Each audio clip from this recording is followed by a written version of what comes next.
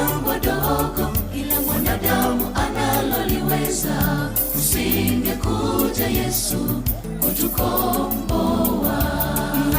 Utukuzwe Mungu Bwana wa mabwana, hatuwezi kulalamika kuhusu ukombozi wetu. Lingekuwa jambo dogo kila mwanadamu analoliweza, usingekuja Yesu kutukomboa. Wengi wanaozungumzia umuhimu wa kuja kwake Yesu, aliacha kiti cha enzi aje kunitafuta.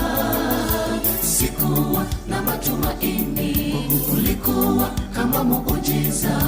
Asante Yesu unikomboa. Utukuzwe Mungu Bwana wa mabwana, hatuwezi kulalamika kuhusu ukombozi wetu.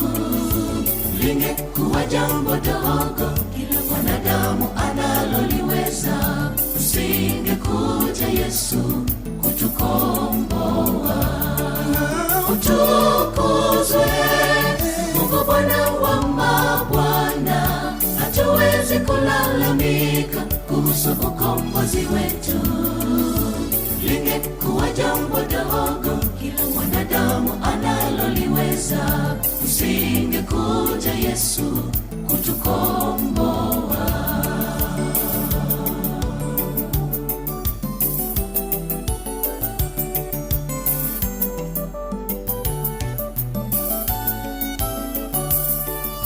Alipofika hapa duniani, akaanza kuyatenda makuu, ila wakazi wa dunia hawakumtambua.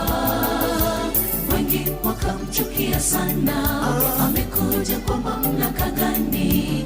Kumbe ni mwana wa Mungu, Mwokozi wetu.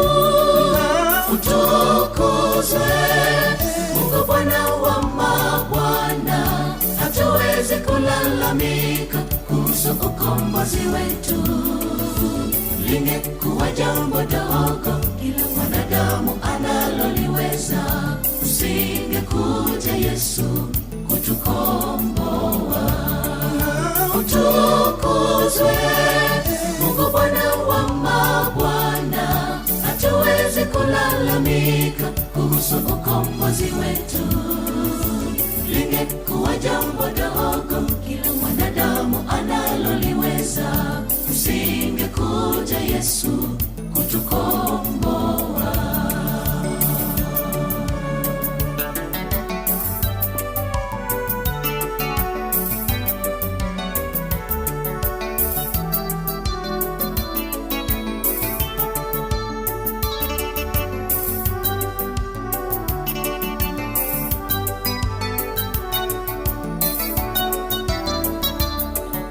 Nini kinachokukatisha tamaa?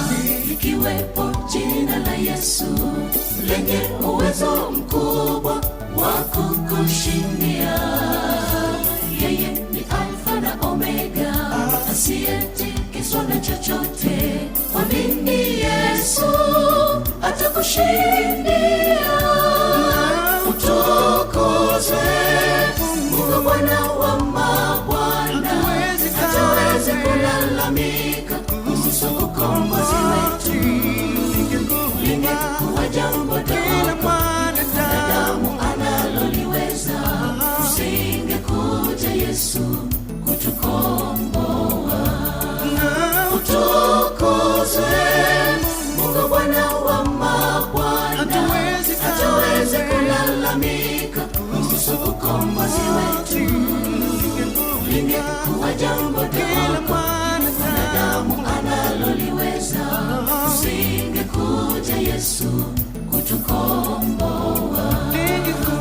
Lingekuwa jambo dogo mwanadamu analoliweza, usingekuja Yesu kutukomboa.